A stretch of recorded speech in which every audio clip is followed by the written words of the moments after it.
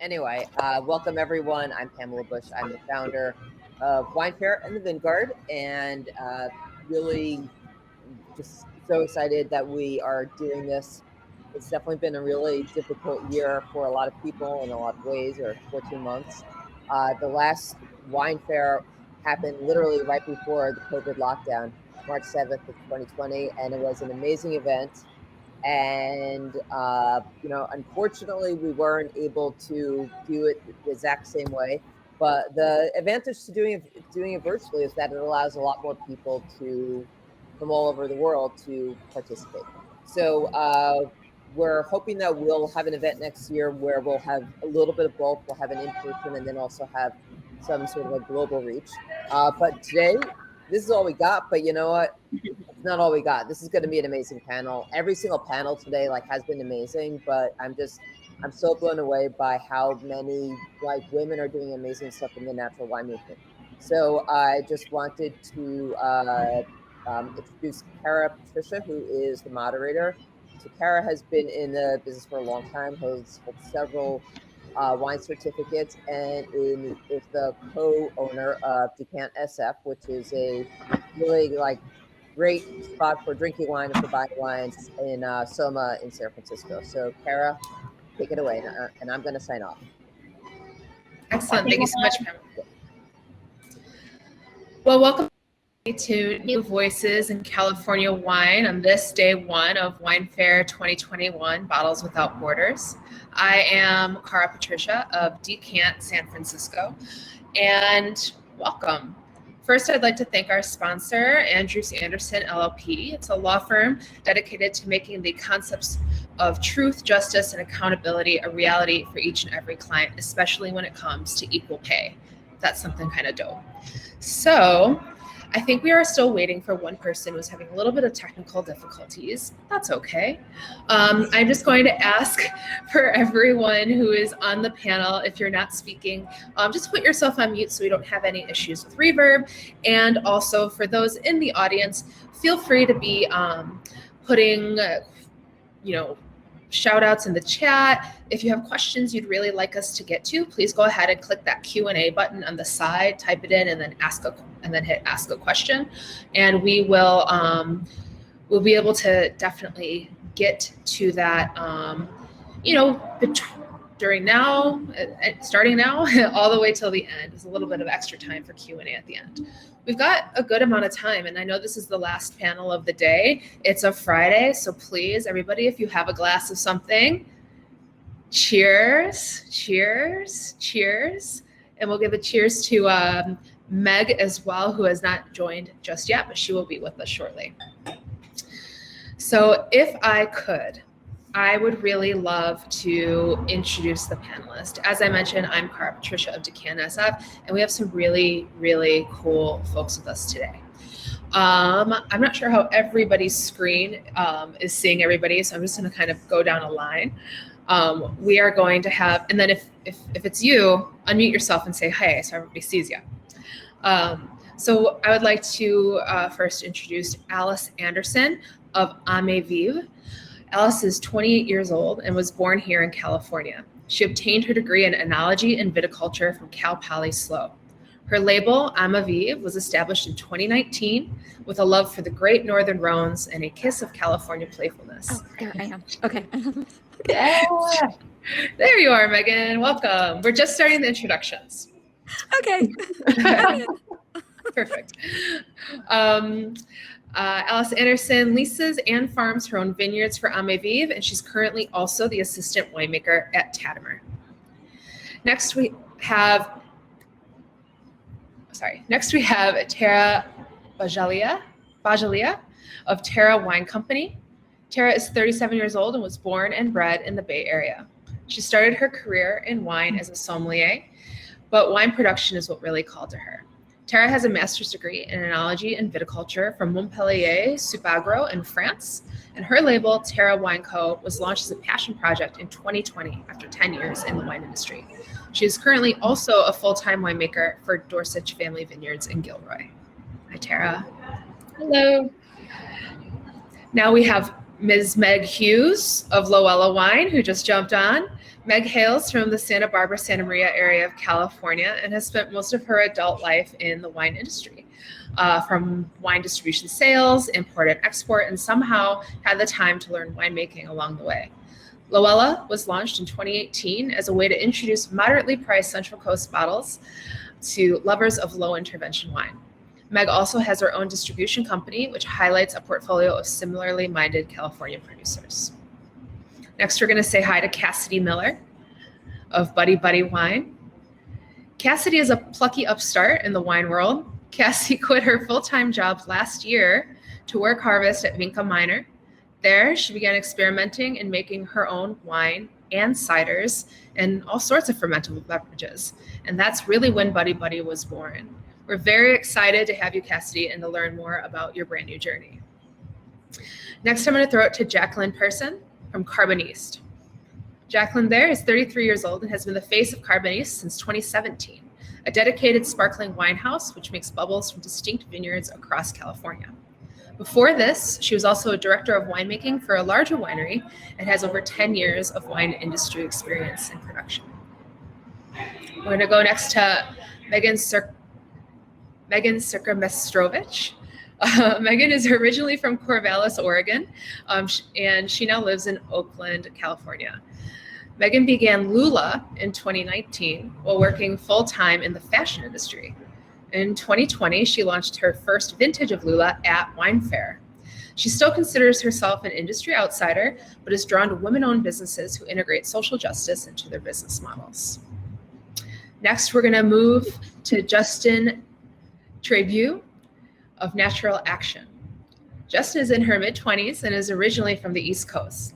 She started her path in the wine industry by the way of pumpkins. After working in a Santa Cruz organic pumpkin patch and apple orchard, Justin was inspired by the beauty of the land, and over time, she saw a connection in the respect for the land, the working conditions of those farming it, as a common thread in California natural winemaking. She's both a winemaker and an entrepreneur with Natural Action, a quarterly nonprofit natural wine subscription, which creates real opportunities for BIPOC in the wine industry. Thank you all so much for joining us. You really are new voices in California wine. Okay, we have 7 panelists, and we definitely want to learn more about all of you and how you've been faring on this quest of natural winemaking, especially during this past year. Not everyone is going to get the same question, but you can feel free to jump in anytime. Crosstalk is encouraged. Unmute yourself, whatever. This is a roundtable conversation. I am merely here to moderate, ask some questions, and facilitate conversation. But you are the stars of this show, okay? So if I may, let's start. Okay. So for everyone who heard my quick introduction, some in our audience must be asking how someone with a background in fashion or other non-wine related sectors were able to become a winemaker and launch a brand, especially in the past 16 months. So I would love to start with Megan of Lula and Cassidy of Buddy Buddy, who on paper seem to be the newest to the game. Let's start, Megan. Before 2019, you were not a winemaker. What was the catalyst that sort of launched you from the fashion industry to the world of wine and ultimately beginning Lula? That is an awesome question. Before I started making wine, I was drinking wine often and always choosing something I was unfamiliar with. And that led me to get more excited about how wine was made and kind of diving into a handful of books and just really surpassing my level of what I really needed to know to show up to a shop and buy a bottle. And at the time, my coworkers and I, we would go out and, I would kind of browse the wine list and choose the wines. And then we'd end up talking solely about the wine all night. And it was to the point where I was like, okay, let's please change the subject. Like, I'm on the spot here constantly. And so I kind of had a lot of support from them and that network to realize that, when I did have like this chance encounter meeting Noel Diaz at Purity Wine, the wine collective that's based in Richmond, California here. Honestly, he was like, I'd love to have more women making wine in the space. And I totally just like took that opportunity and ran with it. And I think that I had a lot of support in doing so with kind of constantly talking about wine.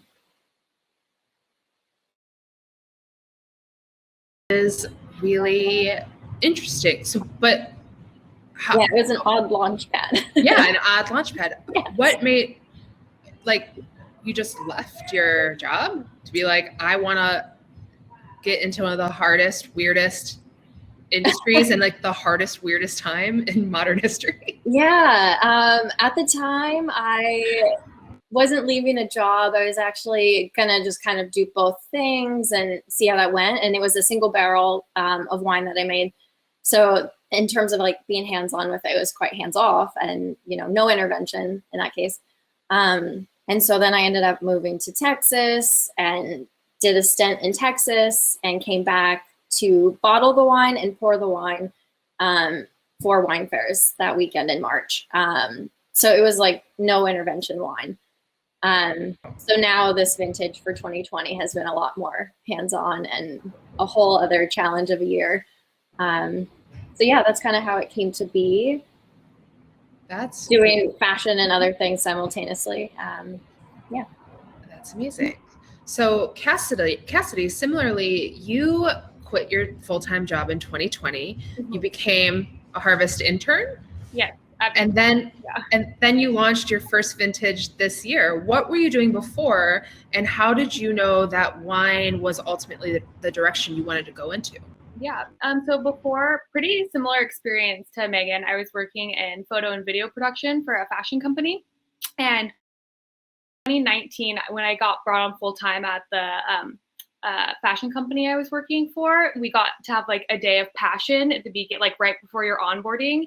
And so I reached out to a couple of people I knew in wine. Actually, Vanessa, who does like marketing for Brock Cellars, and was like, would anybody use me for one day? Like, I know it's not a lot, like, and I know everybody has like their hands full with harvest, but I would love to help out. And then she actually connected me to Jason. So I helped him for one day in 2019 before I started my full-time job as a photo producer. And I was like, I love this way more just from that one day. And it was like, it just felt like, it felt so exciting to me, and everything kind of that I've had like skill-wise leading up to it was just like, I wanted to be working with my hands and was like sick of being behind my computer. Probably a pretty similar story to a lot of people. And so kept in touch with Jason and helped him like here and there. And then in 2020, I had reached out to him because I knew he was going to bring on a harvest intern. And I was like, if you're interested, like, I know I don't have any experience, but I would love to like come on as your intern.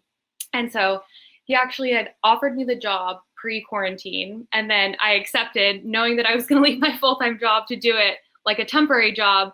And then obviously had a lot of moments of fear of leaving my full-time job to do it.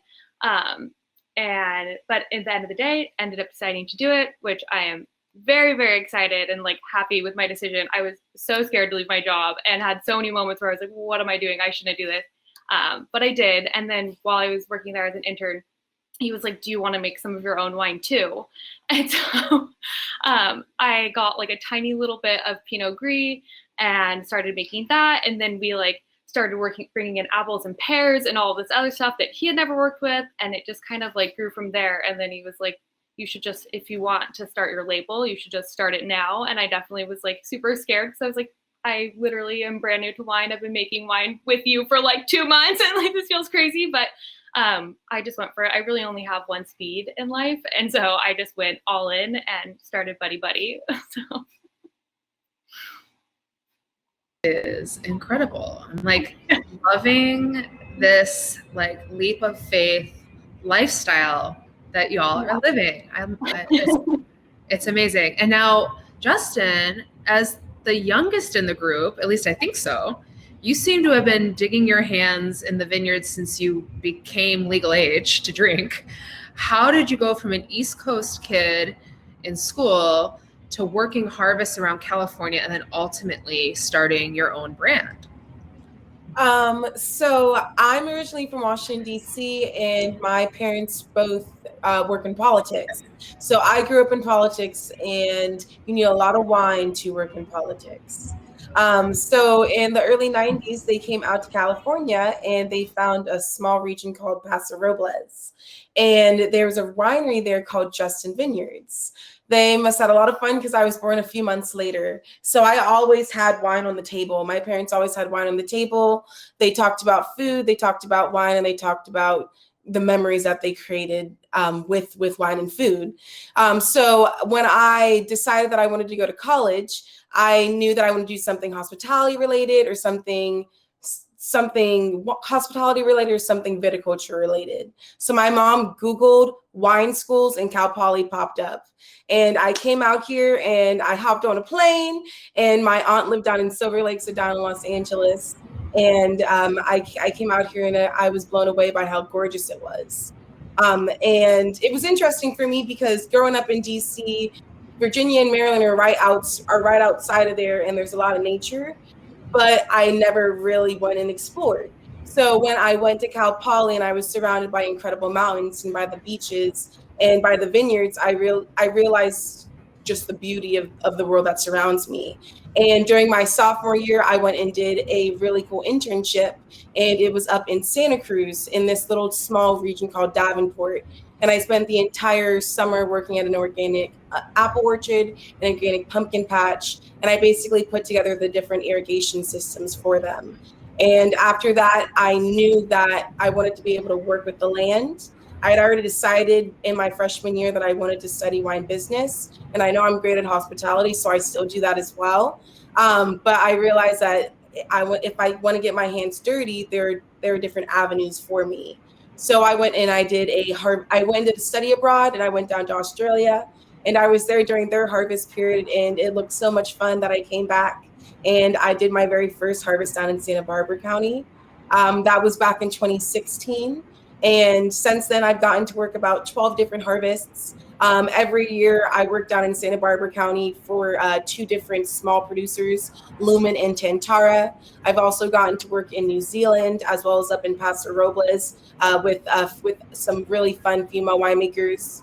My boss over these last 5 years in Santa Barbara County was like one of the first female winemakers in Santa Barbara. So she always taught me about the importance of the land and being as low intervention as possible.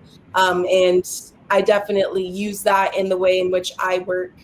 This last year, I got my hands on 2 different types of wines. I got my hands on a dry farm Cabernet from Paso, and then a GSM from Paso from 2 different vineyards from 2 different sections of there. And it was really fun because one I did totally natural, and then the other one we did use yeast. And the one that we used yeast at, it was at a production facility of about 30,000 cases, and we had just our one little fermentation tank. And when it came to pressing day, we're like, all right, let's press. And we realized the smallest amount it had was 25 tons. So we're like, hand pressing it is. I love to make wine because of the stories and the memories that I make and the people that I get to meet. That is lovely. So did you and Alice go to the same school then, Cal Poly, both in SLO? Yes. Yeah, I when graduated in 2017. Okay, I was 14. Okay, cool. Awesome. Love it. Yeah, so maybe we didn't really cross paths too much. So I came in 2013. So Maybe, yeah. Did you ever take a sip and spit class? I did. I was the TA for the first sip and spit class. It was such a great opportunity. I got to drink wines before I was the legal age. I got to learn about so many things. It was fun. Great school. Oh my gosh. So much fun. And the new center that's about to come out. Oh my gosh. It's amazing. I really love that. So now for the rest of you, wine hospitality seem to have been a part of your life before launching your own brand. And I want to know, was wine always a part of your background or passion? And if not, what were you doing before that led you here? Terah, why don't we start with you? I know that you are also a full-time winemaker for another estate. You just launched your brand, Terah Wine Company, and but you sort of started kind of in the sommelier world. Were you always in wine, or did you go to school for something completely different and then be like, screw this, and changing everything?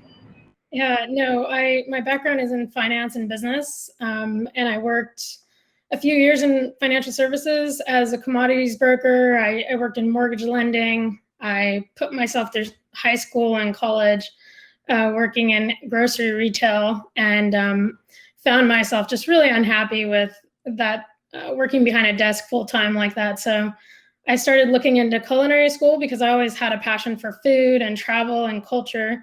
Travel has always been a hot button of mine. And as I started looking at culinary schools around the country, I came across a SOM course that was through the CMS, and decided it was a little easier to pull the trigger on something that was a little more affordable than a 2-year culinary program. So I decided to just kind of take my time, study something that I was curious about, and figured out what I was going to do with my life. And through that program, I actually just fell in love with wine, and that was kind of my pivotal moment. I haven't looked back since.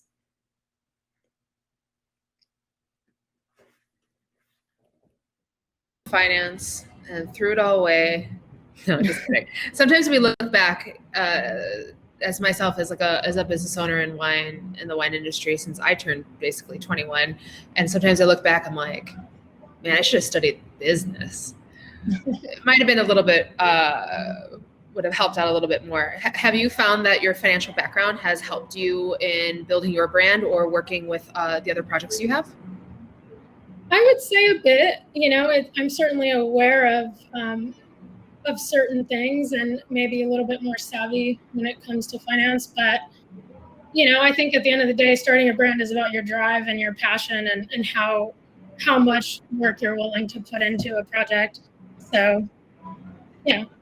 That makes sense. That makes a lot of sense. Okay, and then how about Jacqueline with CARBONISTE? So you had been a director of winemaking for another house. Before that, were you also in wine from the start?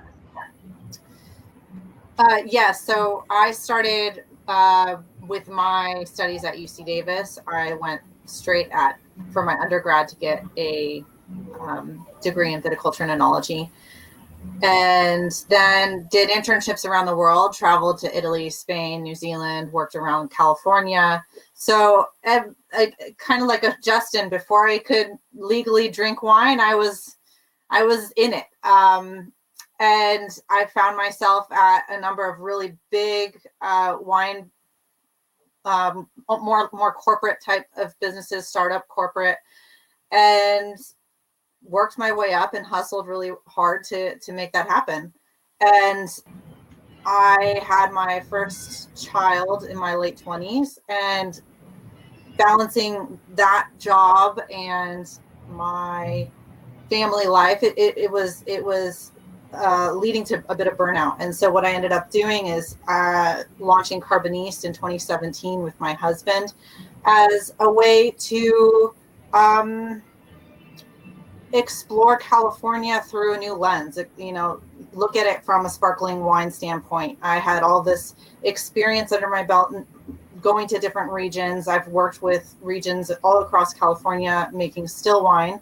And he's also a winemaker. And so we partnered together to create a sparkling wine brand.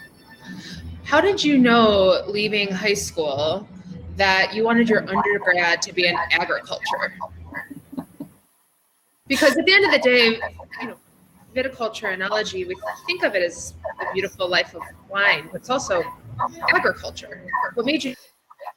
That's always an interesting thing, because when I was a kid growing up, we always had wine on the table. We were always, it was just a part of our life.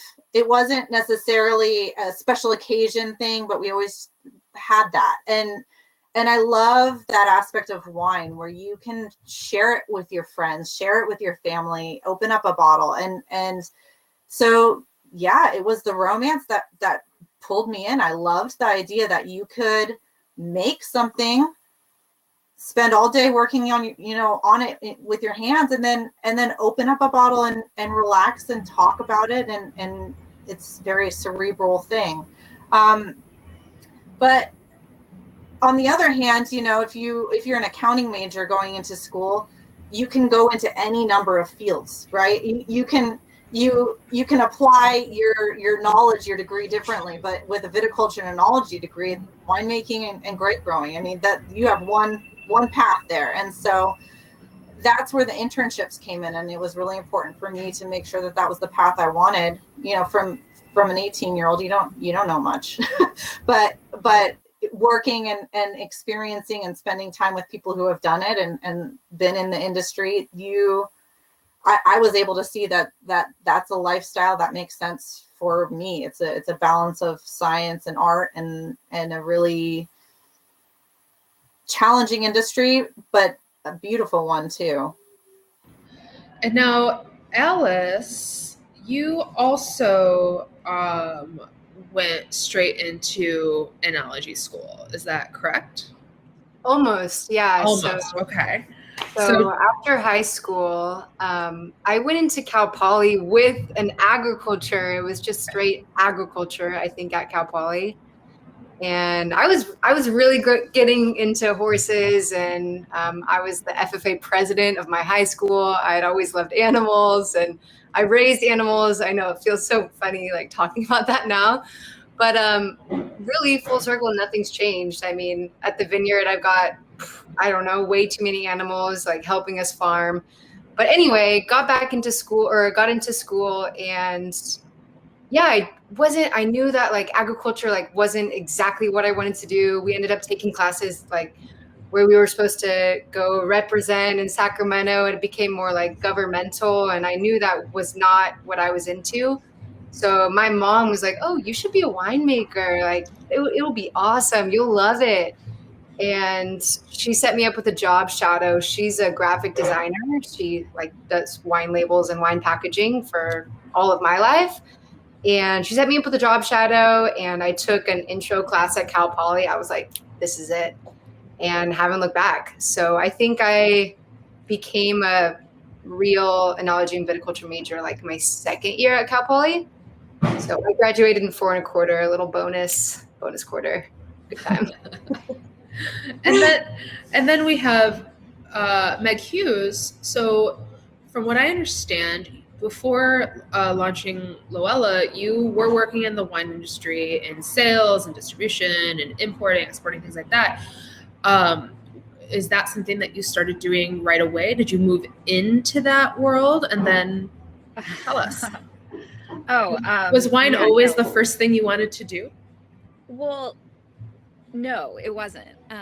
But to me, it's, you know, we have the greatest job in the world. Like, I think that it's like the perfect of history and geography, business and politics and agriculture. And to me, all of that goes into the glass. And it's just something that I'm deeply moved by, because it's one of the oldest things next to like prostitution and taxes. So it's like been around for forever. And it appears to only be getting better. But no, I fell into it. I actually started in the VC world in Hollywood, of all places, and then kind of made my way very literally up the coast, and then worked for another VC fund up here, actually, that was investing in restaurants and chefs. And that led to getting involved with a distribution company and an import-export company, and I just and selling. And I realized in my sales that, I kept moving back to this idea of like, I don't own a vineyard. I can't afford to right now. I live in the Bay Area. It's pretty pricey. But there had to be a way to express what I love about California, which is Central Coast, just because having grown up right around there. And also what I knew was kind of missing in, that I learned in sales, which is that like, a lot of Central Coast wines are kind of overlooked in the bigger books. And I didn't think that was right. I didn't think that was fair. I think that there's, a lot of misconceptions about Central Coast from, the average consumer.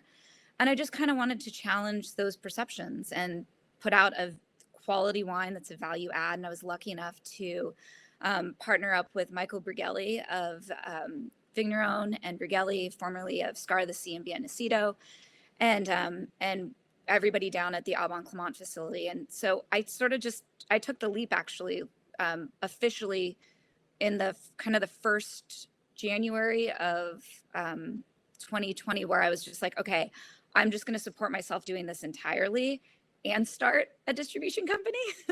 during a pandemic when nothing's moving. And I just decided to make the leap.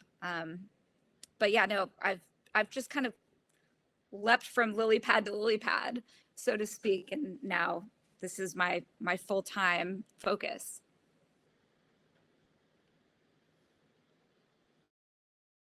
So that's beautiful. What, Terah, Megan, and Cassidy, I'd like, and Justin, did you say that you started making your own wines in 2020?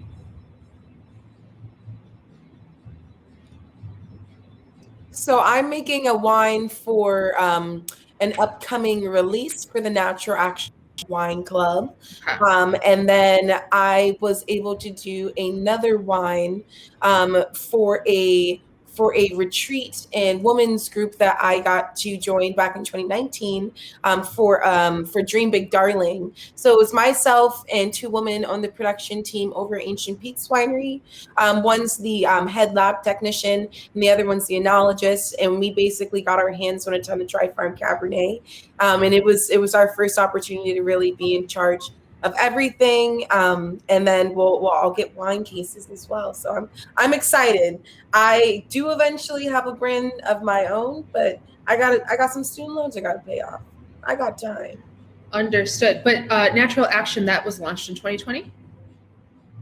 Okay, perfect. So then for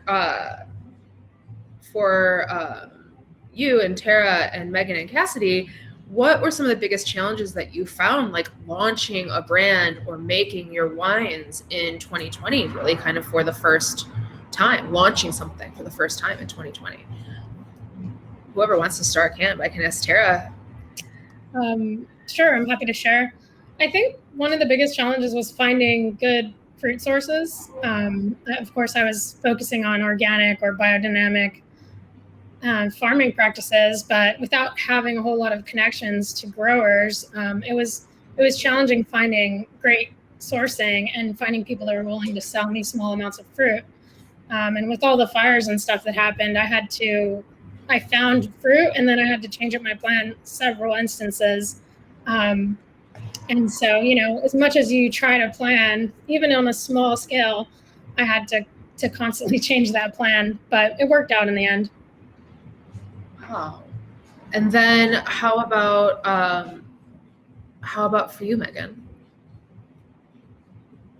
I think for me, maybe it's a little different. I was able to meet people and have FaceTime with these wine pairs, and that was a really awesome kind of leap in terms of, it's kind of funny just pouring one wine, honestly, but it was just such an incredible energy, and I kind of realized now that that's what I really miss. So being here with you guys, this is awesome. But I definitely feel like the social component that we've kind of lost has definitely kind of stuck with me, and I do feel excited to experience the reopening and seeing everyone face to face again. But that component, I was brand new to it, and now to have it missing is actually what I find to be the challenge. Yeah, definitely. And then Cassidy, what do you think is one of the biggest challenges that you came across, like making wines and launching a brand in 2020? Yeah, I mean, I would say I was really fortunate with my setup at Pinko Minor. Jason was incredibly supportive and really helpful with everything that I was doing. But I would say I didn't really get to pick what fruit I was working with. It was I have some extra of this, if you so I definitely had to kind of get, which I thought was fun, get creative. And that's how I kind of ended up with all these different fun blends. I did carbonic Pinot Gris with apples and did Zinfandel and apple and things that people probably would never have put together. But I also just, and coming from no wine background, I have really no reservations on what should and shouldn't be. So I really had fun with that. But I'm excited to this year to kind of have a little bit more control over what food I'm bringing in, what products I'm going to be making, have a little more style and plan than everything being on the fly. Yeah, and I wonder, also if it wasn't 2020, how Terah was saying, she thought she had a plan, and then that had to change really quickly. So she maybe didn't make the exact fruit that she had planned. Yeah. The beginning of the growing season to when actually harvest came around, right? And then, so for Jacqueline and Meg and Alice, you were lucky enough to have your business and before the world shut down. Kind of, yeah. Lucky is probably a strange term to use, but how would you say that your experience was in launching your label in the sort of halcyon days of pre-COVID? What were some of the bigger hurdles that you had to overcome back then? Well, really, my first vintage was in 2019 for my personal brand. So I was really launching in 2020. So my first release was in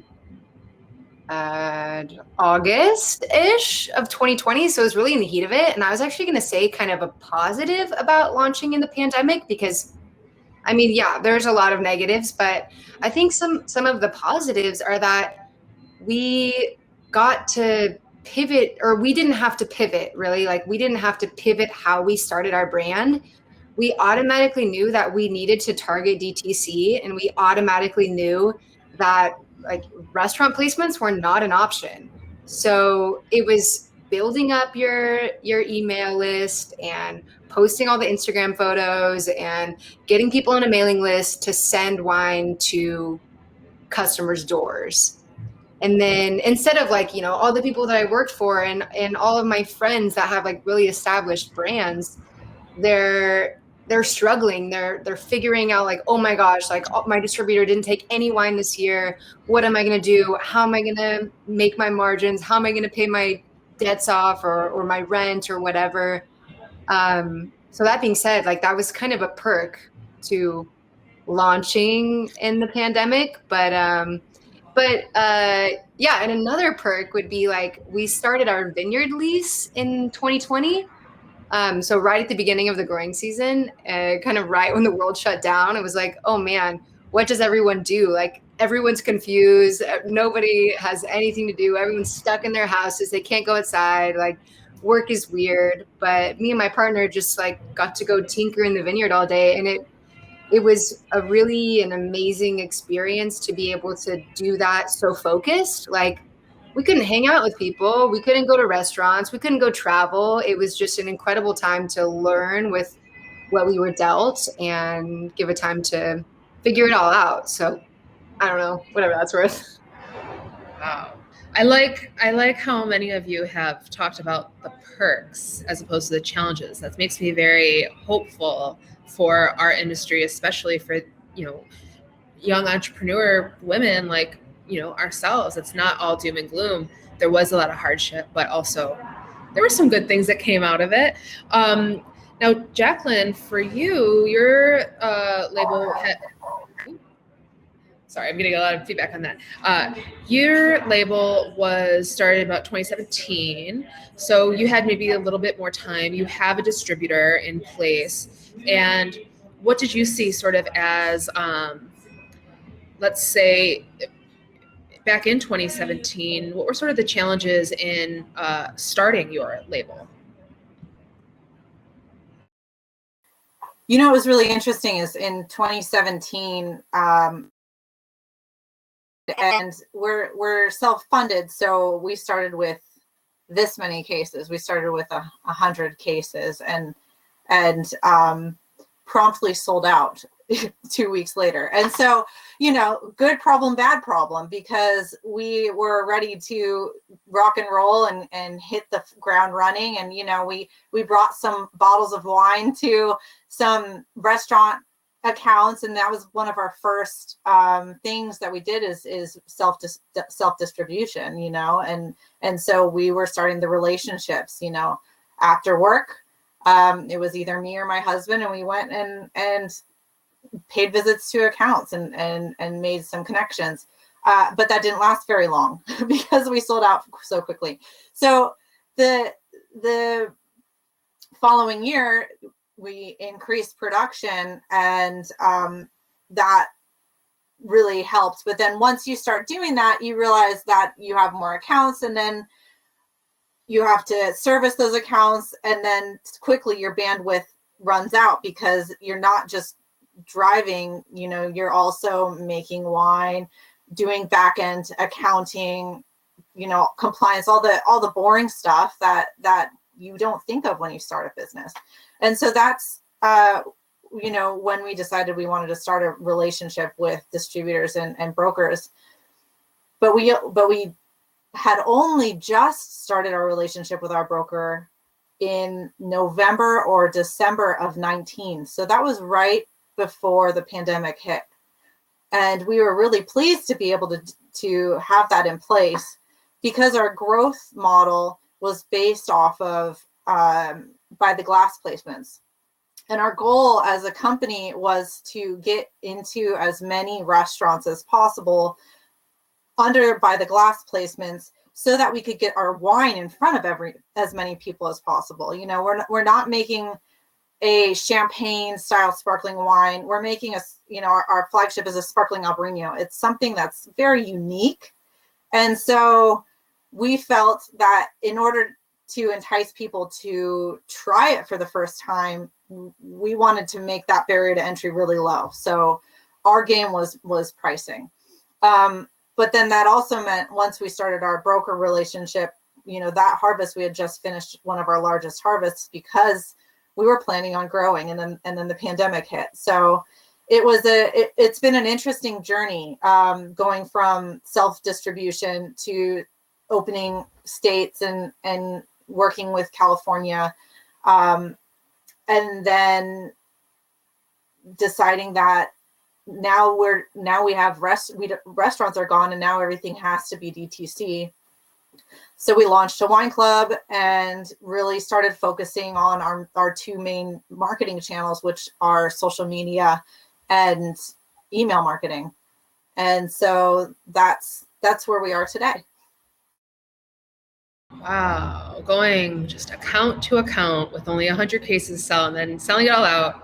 And then you have a whole half a year before you can even start really bringing out new juice to people after you. So it's like kind of like, how do you keep a top of mind of these producers, or excuse me, of these restaurants and things like that when there's so much coming out? That's hard. But you said you started with about 100 cases, and now you're at 15,000. Oh, Jacqueline, you're closer to 4,000. very cool. Good work. Okay, and then Meg Hughes.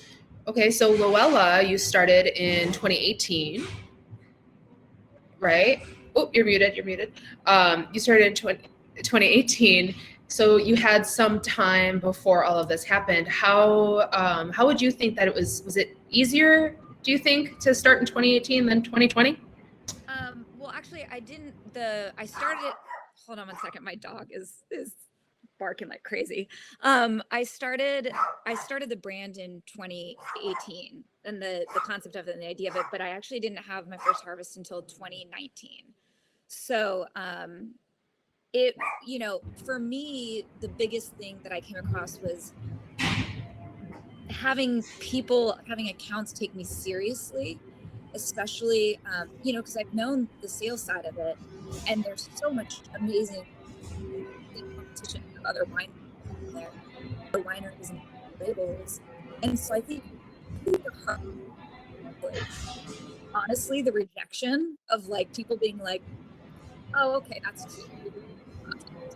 And just constantly, and then the pandemic. And, you know, luckily, I've been so, like, I hate to use the word blessed because it has like a religious connotation, but I really have been so blessed with like a lot of like really good buyers. My main focus always or kind of like originally, and it's carried me through, has been retail, and actually not doing the buy the glass. And so there's, you know, like Buy Right, Berkeley Bowl up here, like they've been really a natural grocery company. Like there's these small retail chains that have really been like helped me through the pandemic. And then obviously, like I have a tremendous network of people that are like, yeah, whether it's, you know, one case that I don't have minimums on selling. And I think that's also helped me because then I'm like, I can get the wine out there. So it's sort of been, you know, interesting. I wouldn't say it's been rough, but it's been like an interesting go the last year, and just having to really challenge like our own perceptions of what the wine industry is. And you know, for most of us, like, have great contacts, you know, that we don't necessarily need to go through a distribution company, which was part of the reason why I decided to build a distribution company for myself. I knew that I wanted, and I've been really able to focus on it this last year. I knew that I wanted to make it small portfolio, and I didn't want, and I still don't want any of the wineries in the portfolio against each other. I want, you know, I'll only have 2 Pinot Noirs, one at the high end, and then, you know, one kind of like mine, which isn't low end, but you know, it wholesales for about, you know, $120 a case. So yeah, there's been a variety of challenges, but you know, sorry. I'm gonna go on mute now because my dog's gonna keep barking. I think that's and then okay, so also Meg Hughes, your distribution company is also trying to focus on sort of younger, more low intervention brands too. Is that correct? Not necessarily younger. I'm happy. I just want, I want good wines by good people, because at the end of the day, it really is just relationships. And I'm not a salesman in that sense. Like, I really have to believe in the wines. And that was one of the things when I worked for, other distribution companies. I would always get in trouble because, like, I would fall in love with these wines, and then, they'd be on front and center for 3 months, and there'd be like some incentive to, like, sell those wines. And then those winemakers that you fell in love with their product and you fell in love with their story would then get moved to the back of the book 3 months later. Right. And I never thought that was fair. And I used to get in a lot of trouble because, like, my focus was never on the incentives. My focus was, like, if I fell in love with a brand, I wanted to stick with it. I'm a big believer in brand loyalty. So yeah. So I hope that answered the question. Yeah. Or addressed it. Yeah.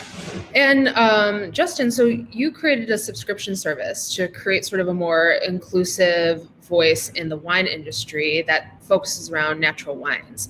And I was sort of reading that you were very much inspired by the conversations the wine industry was having post or during the protests of last summer during George Floyd, Breonna Taylor, and countless others. And first of all, that's amazing that you were able to put together something that's not only trying to be more inclusive and be something that is really a way of getting BIPOC winemakers and members of this industry to the front, but also it's a big project to juggle your winemaking and then also this whole direct to consumer wine club. And I'm wondering, what strengths did you find that you had to be able to move away from something that's purely sort of kind of your agricultural background into now a sales side of things? First things first, I most definitely don't do it alone. The Natural Action Group is amazing. There's actually 7 of us on the team, and we all just mesh so well with each other. It really is a community project. So we have weekly meetings, and we always talk with each other about what's best for the group as a whole. We make sure that everybody's included in our decisions for the people and the companies that we're partnering with for every quarter. So every quarter we partner with a different winery, and we basically take a case. We take a barrel of wine from each partnership. And then we also, for each quarter, we're choosing different organizations, BIPOC organizations, to donate to. So all of the funds, other than, for shipping and handling purposes, are going directly to BIPOC organizations. So definitely, I would have to say I'm always researching, making sure that we can create relationships with different natural and low intervention wineries. We've also been working on putting out a opportunities program. So for BIPOC that are looking for jobs, not only in production and in sales, but also in writing and baking barrels. The wine industry is such a there's so many different options within wine. We want people to know that that they can do anything they put their minds to. That's 100% true. Not all wine is just made in the vineyard by one person. There are so many aspects to that, and thank you so much for shouting out the entire group that you work with. This is really beautiful. Man, you guys are making me all so just hopeful and happy. And we're not going to talk about 2020 anymore after this. Okay, if you'll allow me. I'm sure we all are over it by now. So it sounds like a sort of a single thread that has been going through all of your conversations about your road to where you are now has been somebody has given you some help or advice or a chance or, half a ton of juice to play around with at some point. Can you tell me a little bit of who have been some of your mentors along the way, who have been there to help you out, to give you advice, or even just to inspire you to keep going when at any point you kind of felt the deck was stacked against you? And Meg, I understand that the late Jim Clendenin was an important part of your journey, and I'm very sorry for your loss. Can you tell us a little bit about what role he played, and then who else in your life on your journey has been influential to you? Oh, well, actually, I would say, God, there's so many. There's like the top 10, and you don't want to like rank them in any particular order because then you don't want one to feel bad. I would say first and foremost, honestly, Michael Bigelow. He has been my champion, and every time I'm like, do I sound stupid? Am I doing this right? Am I not doing this right? What is this like? He is like rock solid, has my back. And it's not just me. I see him do it with everybody else that he also works with. So he's first and foremost. I would say in terms of winemakers, Mike Schaefer, or Schaefer from Fine Disregard in Turley. He's right, he makes it right next to, I think he's second to Tegan, but so Mike, I just adore the hell out of, and he's like a calming Zen Buddhist winemaker in my life. And then I would say from the distribution side, John Bigelow, he used to be with Indie Wines, and I think he's with, I forget the company he's at right now. And Tom Hunter, who is one of the two owners of Revel. Tom's like a big brother to me. And so I think I've just been really lucky in being surrounded by really quality people. And Jim, I was not so close to Jim, but I make my wines, I make Loella down at the facility. God, he was just bigger than life. He just kindest, most, like, he made life to the fullest. And so those are who shaped me. Amazing. That's a great legacy for Jim to leave behind, is folks like you who are carrying things forward. And Terah, how about for you? Who have been some of your sort of biggest supporters or mentors or inspirations on your journey, especially to doing things on your own? I would say most recently I've gotten a ton of support through the Bâtonnage organization. I was part of the mentorship group, and I met a bunch of women like Justin and some other women who are on today that have been incredibly encouraging, and all the mentors answered tons of questions that I had. It's been great. Moving back into years before, I would say Julie Cooper, who's the associate winemaker for Dumal Winery. I worked for her and Andy and their team several vintages, and Julie's been really great, whether it was letters of recommendation that I needed, or most recently I reached out to her about packaging materials, and she's been really amazing. I think David Glancy, who's a master somm, who I kind of started my career with, in terms of me seeking out other certifications and educational opportunities, he's always been someone that I've been able to email and ask questions, and he's been very supportive. And so, yeah, I'm thankful for all that help along the way. I love that. Megan, how about for you? Being especially a little bit on the newer side, who has been there to champion you? So definitely shouting out Noel Diaz. I really work closest with him. He also has definitely been that sounding board that I've really needed. And in terms of connections and also techniques and also just forklifting everything I need forklifted. And then I just really consider him like the best mentor because he'll give me advice when I don't ask for it. And so I think that's always like a nice sign of like a good relationship is when you can have that like open dialogue. And then additionally, I kind of love being in that space. There's a ton of producers there. So it kind of feels like this clubhouse in a way. So no matter who you ask for an opinion or, hey, try this, everyone's going to tell you something different. And I love that. Like everyone has an opinion. Everyone has advice they're willing to give you no matter whether you wanted it or not. So I love being in that space a lot. And then on top of that, prior to making wine, I went and had like this local woofing experience, like the organic farming volunteer experience in Sebastopol. And it was a biodynamic Pinot Noir vineyard. And it was really nice doing that locally. So now that I'm actually back, I've gone to see them a handful of times still and like work with them. And it's really nice to continue that relationship. So Tom and Rebecca at Mabaroshi Estates. That is so lovely. I didn't even think that vineyards did the woofing program. That's really, really cool. Absolutely. Yeah, absolutely. So that was definitely a very formative experience. Lovely. How about for you, Cassidy?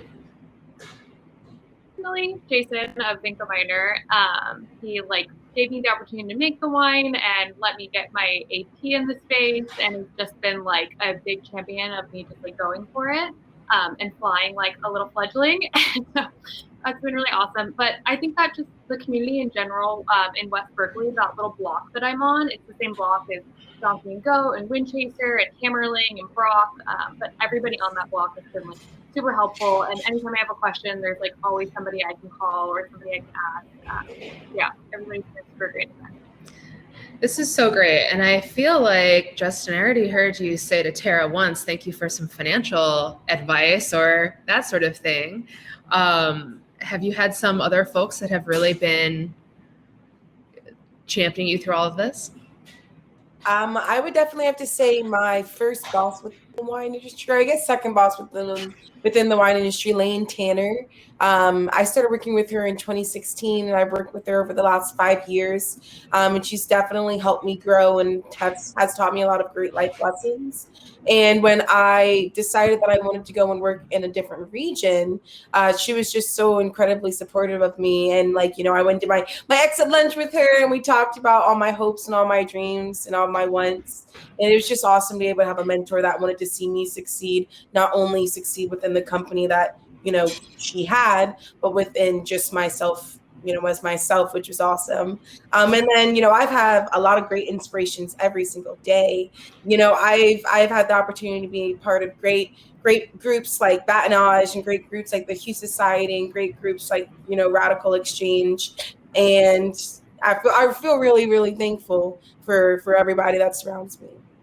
This is something really beautiful I'm finding right now that I don't think would have happened before the pandemic, is the influx of online groups like this that are like, well, we can't all meet in person, so let's actually have a lot more dialogue and help from wherever we are.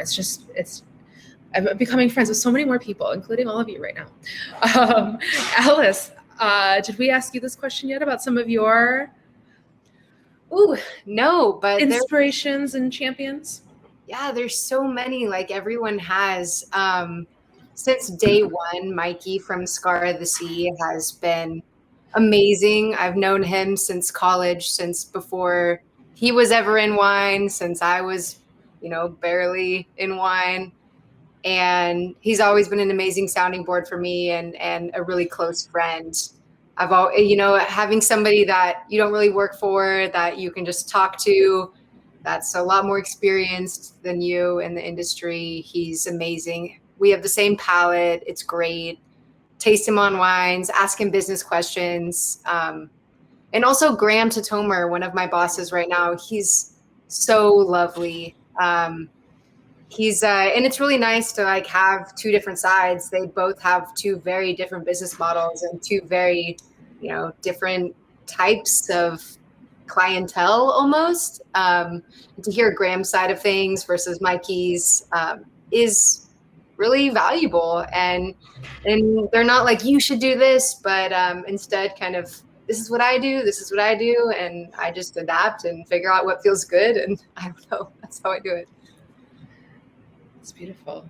And Ms. Jacqueline, how about you? Who's been there, other than, of course, the support of your husband? Who has been there to really to give you the keep going sort of push through everything and answer your questions when you need them?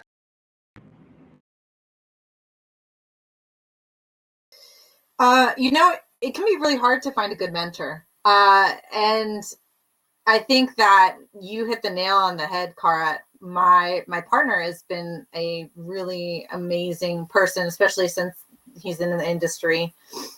And we've been in the industry for 10 years or so. And so we were both on different parts of it. I like I mentioned earlier, have always been in a kind of the larger production, maybe more lower price point, and on the flip side, he's been on the higher end, super more expensive bottles side.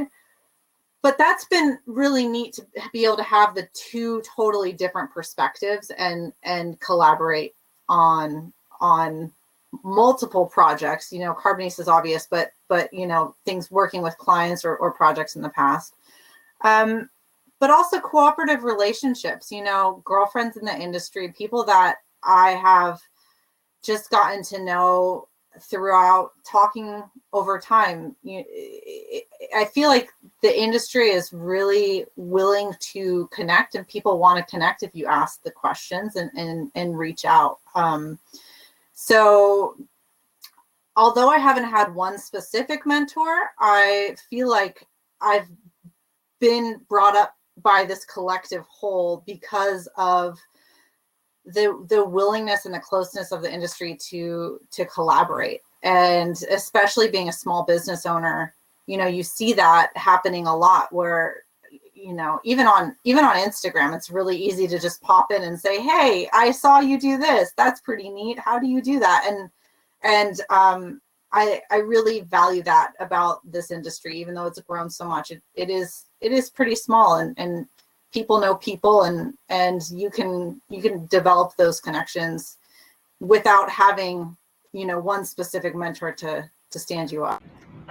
That is absolutely true. I think that there is a little bit of this misconception about mentoring, as if there's going to be someone there to lift you up and really like hold your hand through it. And that's not really what a mentor is, right? A mentor is somebody who gives you some inspiration sometimes. I'm sure a lot of the people that you've all have mentioned would like cringe at being called a mentor, because to them, it's just a part of their personality. It's a part of their love of what they do, a part of the fact that you love what they do, or you want to do something like what they do. And it's about sort of sharing information. And while we are always looking for mentors, hell, I would like to find a mentor who'll teach me how to make $1 million in my wine shop. Nobody's going to do that for me. And that's what I think is really great about all of you. You have people that you looked at, but you're right, Jacqueline, about that sort of collective whole. Not one person shaped any of you. It's been a lot of little guys or women throughout the time. And so you also mentioned with like, you know, using Instagram, and, you know, some of you had to go really hard into DTC or direct to consumer as opposed to being focused on restaurants. How do you see how you're going forward from this point on for the, you know, your 2020 harvest and your 2021 business into 2022? Do you think you're going to change anything? Are you going to stay? Are you going to look for a distributor if you don't have one? Are you going to continue trying to build your own wine list? Terah, how about you? So I know that you have, you know, right now you're just trying to get juice into people's mouths, right? How are you doing that? Instagram has been a really powerful tool, I have to say. I'm pretty much sold out. I essentially am just saving a portion of my wine for DTC and hoping to organically grow that over time, because, at the end of the day, that's how we're most profitable. And then going out and trying to sell to restaurants and getting those by the glass placements, because that's huge. And then retailers. And I have had a little bit of interest from distributors, but at this point, like Jacqueline said, I essentially made about 100 cases this year. So that doesn't make sense, really. But next year I'm definitely going to scale up, and yeah, I think it'll be good. And how anybody else, how do you feel about this? How you're going to move sort of into the new world with getting your wine into people's glasses? In-person pickup parties. Yes. I can't wait to do in-person pickup parties and be able to be a good hospitality person. Yeah, that's great.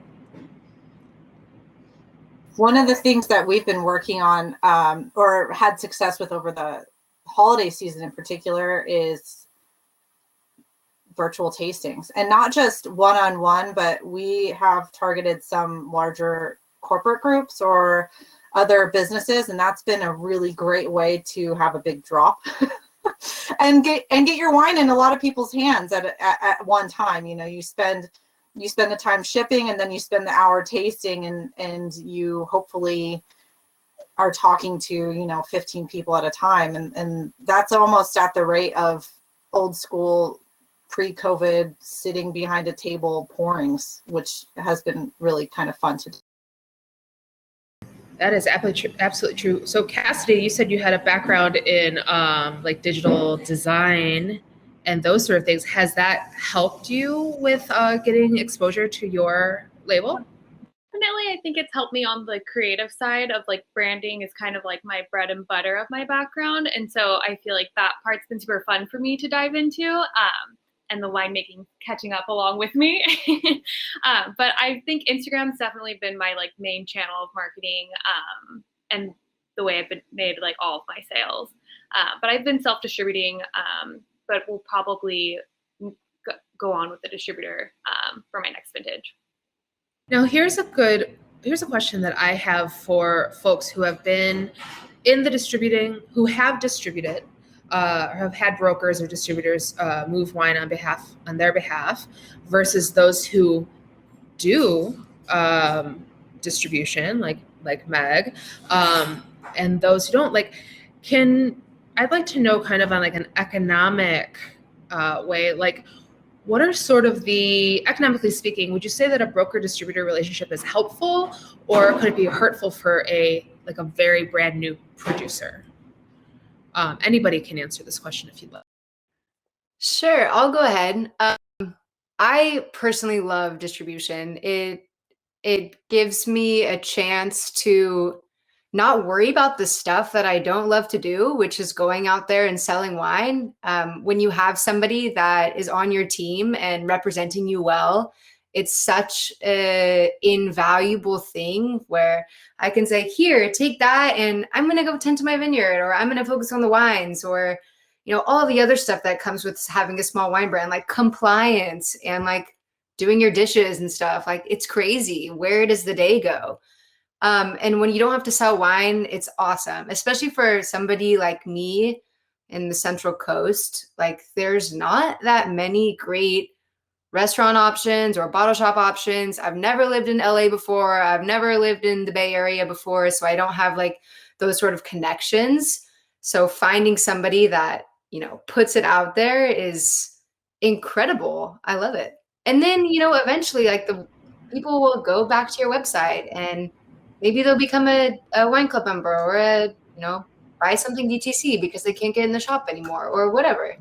If you're out carrying a bag of your wines, who's going to tend to your chickens and vineyards? Exactly. Right. Yeah, somebody's got to put the ducks in every night. Meg, you sort of do both. How has those conversations gone when you are talking to, like, say you were talking to Cassidy or Megan or Terah about trying to bring them into a distribution book, how would you be able to convince a small producer that it was worth their while? That's a good question. So, for me, I think it's a little bit different because I have sold wine for a distributor before, and I know all the ways to not sell it. Meaning, and it's also part of the reason that my portfolio will be only 10 wineries, and that's it. One of which is my own. So, and then also, because the thing I realized with kind of the medium to larger distribution companies is that you get lost. And I just don't want, it's like what I was touching upon earlier. I don't want brands that I believe in and people that I believe in. I don't want those stories to just be lost. And so all of the wineries within my portfolio will be under 4,000 case production.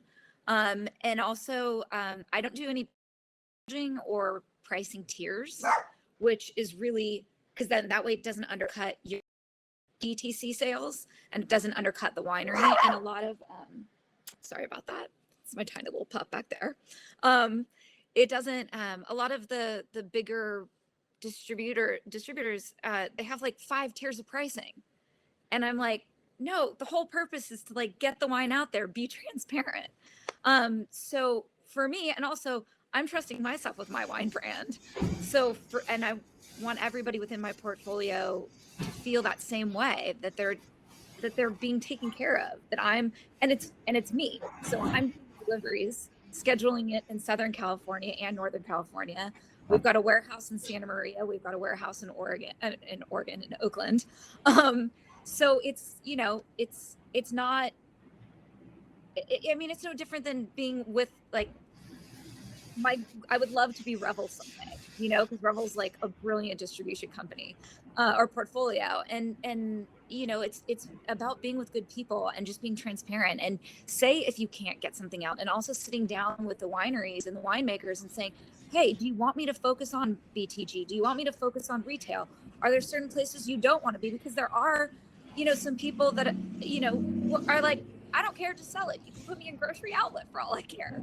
So it's just about finding, it's just the relationship and treating each one like any love relationship. You have to figure out what your partner needs, what your partner wants. You have to be able to say no. You have to be able to say yes. And you have to just give it everything. And as cheesy as that sounds, it's really that simple. It's just being on the same page and being transparent.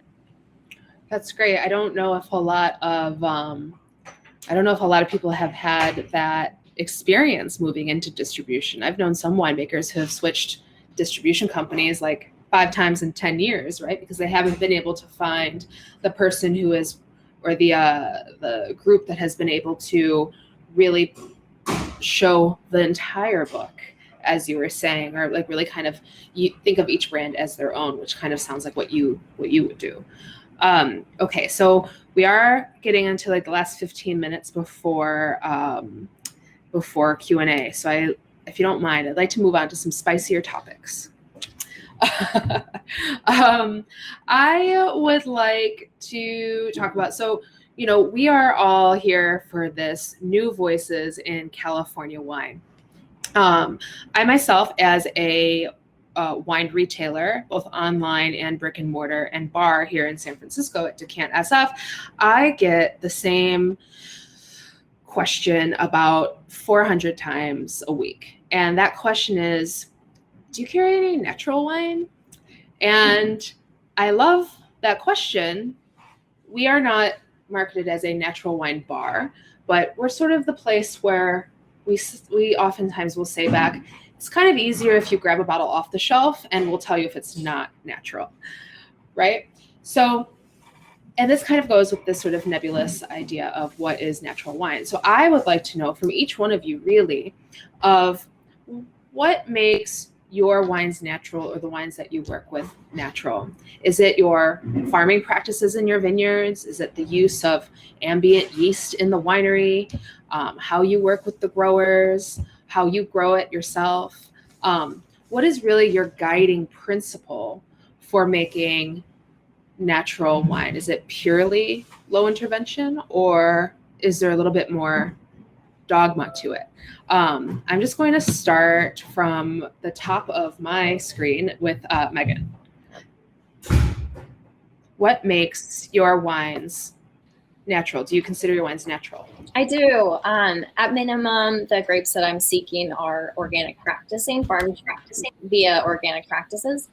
And then on top of that, I think organic is not a blanket term for like doing the right thing. So I am starting to probe those conversations. And since they're new relationships, I figured it's a great time to probe the questions about labor that have been sparked up lately. And I think that that's awesome to kind of evolve, you know, and incorporate that into, yeah, exactly, like fostering a relationship that's new. And then I consider my wine 0-0. I'm not adding sulfur, and the cellar I'm not adding any additives. So what goes into the bottle is just grapes.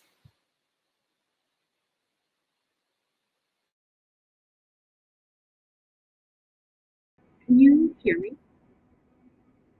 Okay, I seem to have lost. Oh, you're a little underwater. Let's say, Justin, your turn.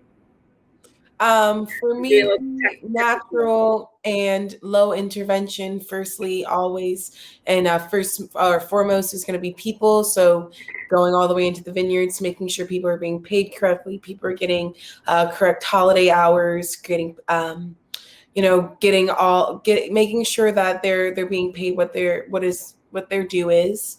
Also organic practices, making sure no pesticides, no herbicides are being sprayed. Low intervention, native yeasts. I'd also have to say, sulfur is definitely fine with me. If sulfur is the deciding factor between something being good and something going over the edge, probably going to add a little bit of sulfur in. Yeah, that's natural wine for me.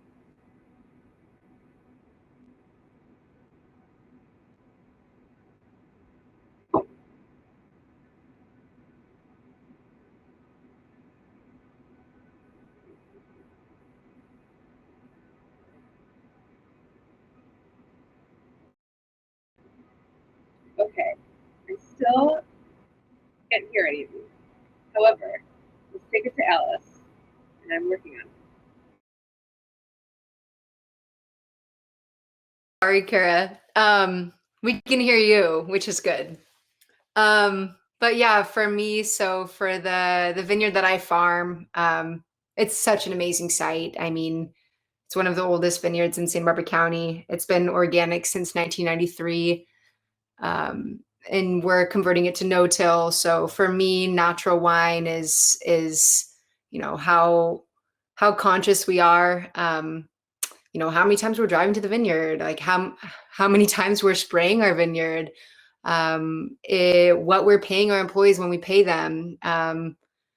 It's a little bit different for us because we do most of the work ourselves. So a lot of it's sweat equity. That being said, I don't really pay myself or my partner a living wage, which is probably not great, but we'll get there.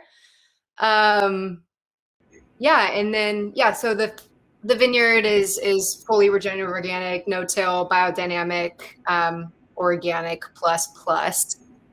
As far as the grapes we buy, I mean, Terah's mentioned it before, but it's really hard to find good, compelling organic fruit. And that being said, it's expensive. And when you're starting, it's such a shame. Like, I know what it costs to grow grapes, and I know everyone's trying to make their dollar, but it's really crazy that, we're paying $3,000, $4,000, $5,000, $6,000 a ton for organic fruit. Like, that's wild. But anyway, so in the winery, the vineyard, there's echo. That's crazy. In the winery, I mean, everything, I consider it very natural also. No added yeast, no added acid. Sometimes I add sulfur. Everything's unfined, unfiltered before bottle. I do make a 0.0 wine. I make wines that do have a little bit of sulfur. Totals are all pretty low, but I want the wines to taste classic. I want them to be respected by, I want the same people that drink âmevine and Gamay to like drink my Syrah and enjoy it and love it. But yeah, that being said, like I want the wines to taste classic, but they happen to be natural. And yeah, that's the goal. Like that they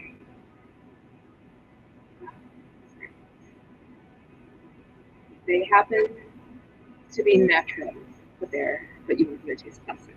I like that very much. It's great. Yeah, that sounds good. Yeah, that's most of the classic producers in the world.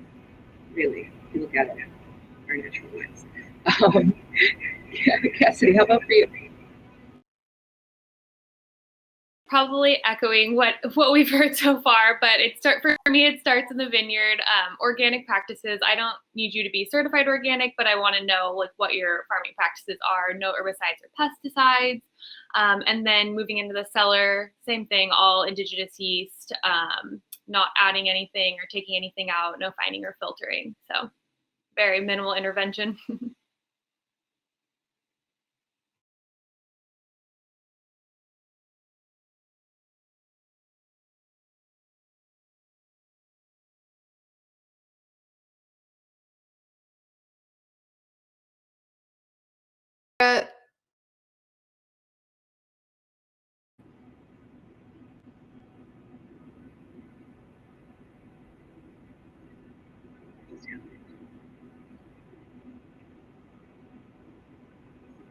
Next.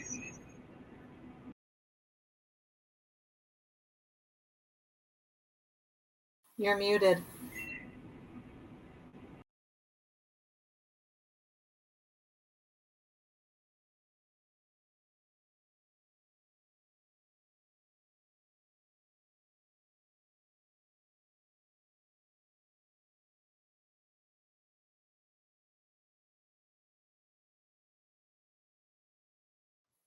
Hi.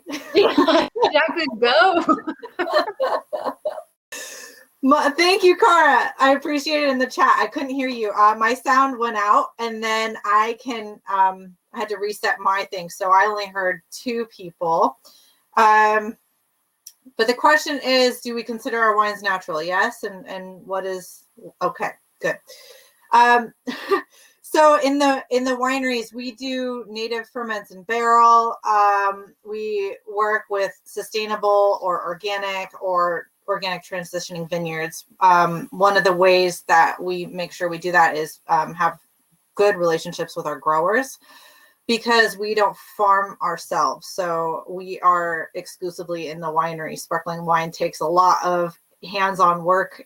We hand disgorge all of our bottles, which means that, every week we're doing disgorging maybe once or twice a week, especially during this time of year, or once or twice a week, especially during this time of year. So that means we need to make sure we have good long-term close relationships with growers. And that has been really helpful for us in our, past life. We've been able to develop these grower relationships that extend beyond the brand of Carboniste, but people that we've worked with and trust. And in some cases, for instance, with our Albarino vineyard, we are transitioning to organic. He was willing to do that. He had done that for some of the other vineyards that he's farmed, and that's a plus. But organic is not just, I know that that's a buzzword, but there's more to it than just being organic, because you can be organic and you can have growers working in horrible conditions and having, many passes, spraying the vineyard, bad for their health kind of situations, even though it's labeled organic. So especially in where our Albarino vineyard, for instance, is located, is a Lodi rules. It's in the Lodi area, and so they work under that designation, which is a little bit more in depth than organic. It gives you basically points for each pass in the vineyard, the amount of sprays that go on the vineyard, you know, and you need, it's a more holistic approach to the farming practices. So that's really important to us. You know, as a winemaker, it's our job to guide the process. Our idea is, you know, just like our bodies, we want to have a strong microflora inside of, you know, we're learning a lot about our gut these days, and having a big microflora in our gut. We feel like that's a similar ideal in winemaking. You know, you want to have an ecology within your wines so that you don't get off wines, so that you don't have a wine go in the off direction. But it's important, in order to create that atmosphere in a controlled and consistent way, if you want to make good wine year after year after year, you need to know how to create that environment, which means knowing your chemistry, knowing where your vineyards come from, and really making sure that you have a level of cleanliness and you know, your finger on the wine making process on a regular basis.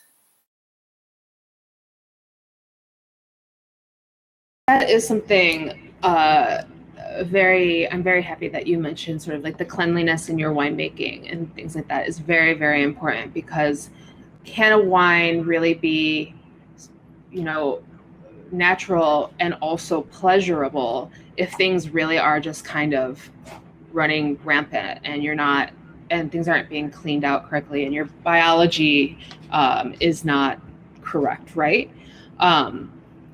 What do you guys think about that? How do you maintain that when you are making your wines?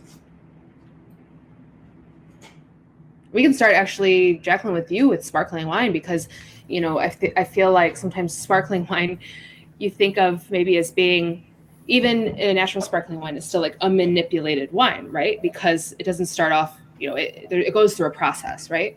That the winemaker is very involved in. So right. Tell me a little bit about how you keep your wine in your winery to this place where you have beautiful, clean, consistent wines year after year. Yeah, you know, it's important. Like I was saying, you want to make sure that when you are in the winery, you have productive cleaning processes. I'm trying to think of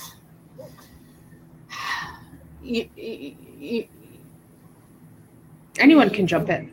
You want to thank you. One of the things that we want to do, what we do regularly, is we make sure that we taste our wines on a regular basis, keeping up with them, you know, tasting through the barrels, because we do a lot of native barrel ferments, and knowing that when you have a wine that is, you know, kind of goofy, you especially within a barrel, you want to kick it out to the side. Because, for instance, when we're making our pet nats, one of the things that we do,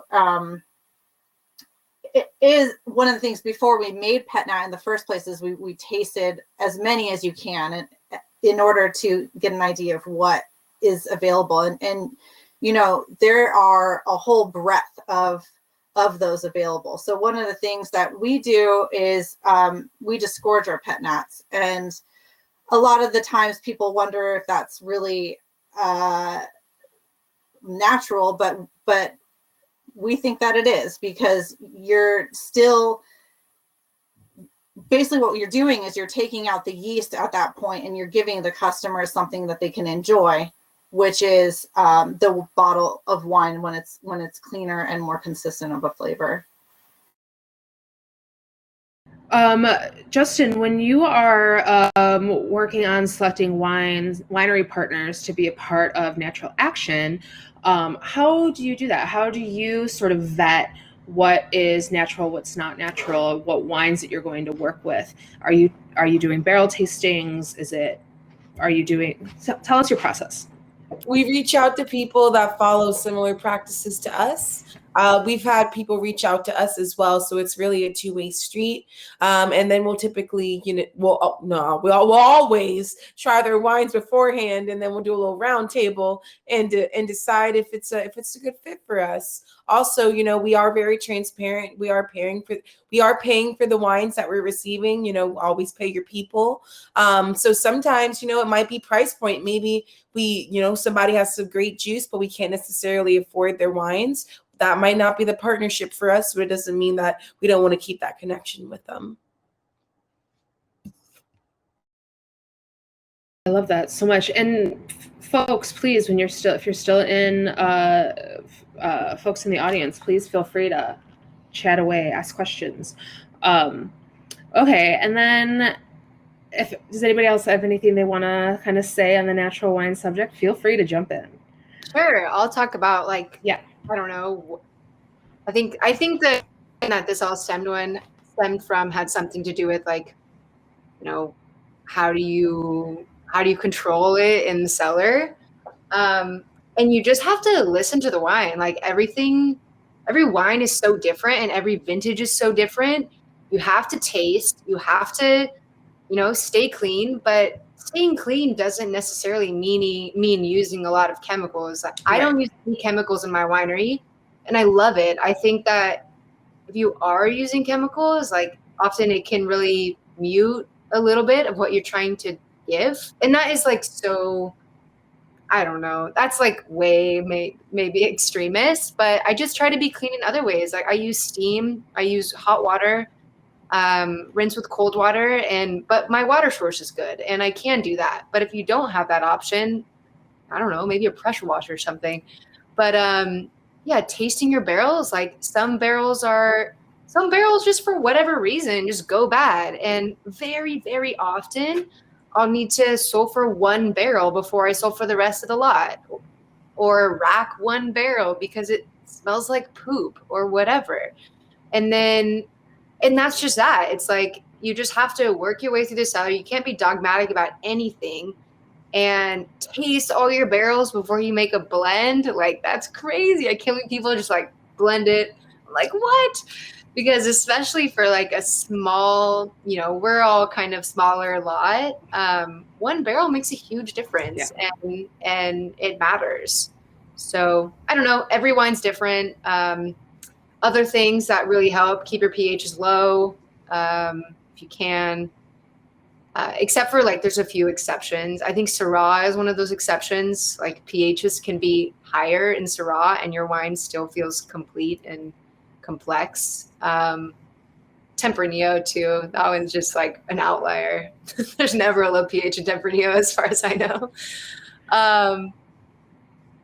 That's all I have to say about that. So we have a question actually from Sarah in the audience, and she wanted to know, what is your biggest challenge in natural winemaking? And I think we kind of probably hit on that a little bit, controlling, being low intervention, but still keeping in control of things. Have you had to throw whole lots away before? Yes. Tell us about it. Yeah. Totally. And why? Why? Well, kind of going back to I don't want my wines to, okay, this might be controversial, but some natural wine can have a really negative stigma of being mega VA or mega mousy or whatever it is. And I'm not into that. I love classic wines. I do love natural wines too. There's some that I'm wow, this is freaking awesome, compelling, but it has to be just right. And I drink natural wines daily. I'm drinking this Cheetah wine. It's delicious. But anyway, so that story, it's I didn't throw it down the drain. I just simply found it a new home with somebody that was proud to represent that. And let's be real, people drink that stuff. People will drink Mega VA wine. People will drink bready wine. And that's amazing. There's no fault. I'm not ready to make wine that I call my own taste like that. It kind of it kind of sounds a little bit, if I can also be controversial, that sometimes there's a disconnect between the natural wine maker and the natural wine drinker. And I mean, Justin, you have tell us about it. Tell us about it. Anybody, tell us about it. But yeah, there seems to be that sort of disconnect. When people do come into our shop and they ask, do you have any natural wines? We ask, what do you like about natural wines? And some people are like, I've never had one before, but I want one. And it's like, great. Other people have come in and said, I really like mousy wine. And I've said, is that a word that you meant to say? Like, what do you mean mousy? Like, oh, I was at this other wine shop in the Bay Area, and they said that the flavor I liked was mouse. And I was like, okay. I was like, well, how do you feel about spending like $75 on a bottle of Ganavat? Like, it's going to be the best version of that you can possibly have.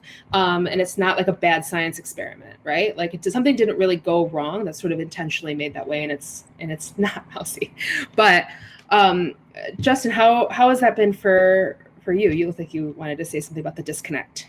Like with anything, meet people where they're at. I know for me, when I'm going into a wine shop, I always ask the person behind the counter what excites them, and then you really start to have that conversation, and for me, I feel like mousiness is something different for everybody, and for people that are just getting into the wine world, like you said, they might not necessarily know what it is, and it's up to you. You're given that opportunity to really teach somebody, and the things that you teach them in that short, maybe 5-10 minute conversation, they go back home and they take this bottle of wine back and they pop it open with their friends and they create an entire conversation there, and then they tell somebody and they tell somebody. And then, maybe one of the people in the big tasting, they realize, I love this type of wine. Somebody else realizes, we don't really like this type of wine. They go back to the shop the next day. We had this. I didn't like it because of this, this, and this. I liked it because of this, this, and this. What do you recommend? Yes. And that's how you keep on buying more things. Yes. I love that. Going off that a little bit, I always buy from a few shops around here. I've got a relationship with the person that sells me wine. They know my verge of natural, and then I take things it's a natural wine bar, but I take things that are less natural of the natural wine bar sometimes, because some of that stuff can get crazy. Anyway, some of it can get crazy, but everybody loves different things, right? How are we all feeling? Are we happy? You guys can all come off mute now. Do we all have new friends? This has been incredible. Yeah, thanks, Cara. This has been awesome. Do you feel like you are a new voice in California wine? Shout it out. These are the new voices in California wine. I loved learning so much about your backgrounds. I loved hearing so much about what you had to say. I'm just kind of starting to wrap this up just because I think the system is a hard shut up 5 minutes. But you are all brilliant. Really quickly, I wanted to thank one more time our sponsor for this panel, Argus Anderson, a law firm that you should probably turn to if you're trying to get, you're paid right. If you're working for somebody else, or if somebody ends up working for you in the future, you might want to be careful there. And I think that you all are so smart and so brave and so motivated after everything that it just really warms my heart, and it makes me so excited about the new class, I guess. I don't know. The new voices of California wine. And I love that it is being led by women like you. And remember that some of you might feel like, even you wrote in your own bio, like an outsider, or you're just getting started. But this is the start of something amazing for you. You're already here on Wine Fair. You're already being noticed for how great you've all been doing, and I am so inspired by you all. Thank you so much for joining me on this panel and having me moderate. I hope we can do a lot more together.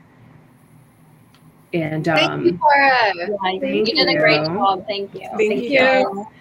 Everybody, before we leave, please put all your socials in the chat so everybody knows how to follow you. Don't forget to say what your winery is as well, or your project and distribution company. And I've had such a great time with you all. Let's all follow each other. Let's find each other on the Clubhouse. Let's keep hanging out with all of this wine fair for the next two more days. Yes. It's amazing. It's incredible. It's been so fun to watch and watch the panels beforehand, you know, and hear how people started wine shops and wineries and wine distributorships, and so it's been really fun to be a part of this, and look forward to the rest of the weekend. I love this. I saw one really good question just pop up from Jennifer Belanger. I'd like to hear your answers to it. Vegan wines versus natural wines. Natural winemakers will avoid filtering or the use of fining agents. Vegan wines will use bentonite. Can vegan wines technically be natural if they filter? Well, that lends us right back to the ambiguous question with what is natural wine? 100%. It's so different to each person. And isn't most wine really just like spider soup in the beginning anyway? Like, is it really vegan anyway? No. Yes. Bugs. There's birds in there. It's organic, okay? Yeah, so vegan wine, you know, you can't use milk or isinglass or case egg whites, any of that stuff. But yeah, you could potentially still use bentonite. And of course, I'm sure like a lot of people that market on the bulk market as vegan wine, they filter because they're making huge, large volumes that need to be really the same through all the lots. And maybe they don't use sulfur or low sulfur. I mean, who knows? I'm not sure if they would want to be considered natural wine, or if they are, I think that's all subjective. I think you're 100% right. Well, thank you so much, Finn. For one of you is a UC Davis alum. Finn's got some homework to do in the chat, so you can Don't miss that. I appreciate you all so much. Let's all connect offline. Everybody. Yes, molecular sulfur. Everybody else that is so much once again. Please follow everyone on here on your social medias, and thank you again so much. It's been such a pleasure. Yeah, I look forward to seeing you guys soon. IRL, please. Yes. Thank you. Let's do it. Let's have a San Francisco meetup together. Yeah. Thank you, Cara. Thank you. Thanks, Cara. Bye-bye. Bye. Bye. Thank you for tuning in.